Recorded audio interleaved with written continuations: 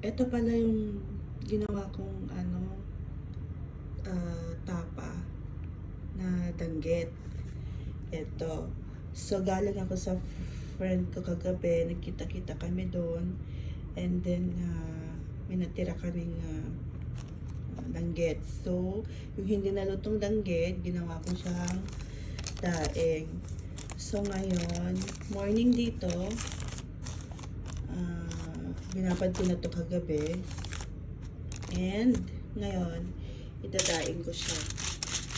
Ayan. Ayan. Dahil wala akong malaking tray, yung ginawa ko, ito,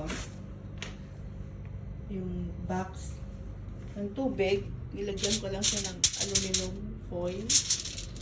Ayan. Para, minsanang lang.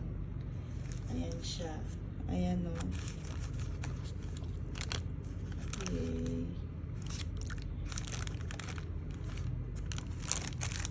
Ayan. At ilalagay ko siya sa bubong. Ayan.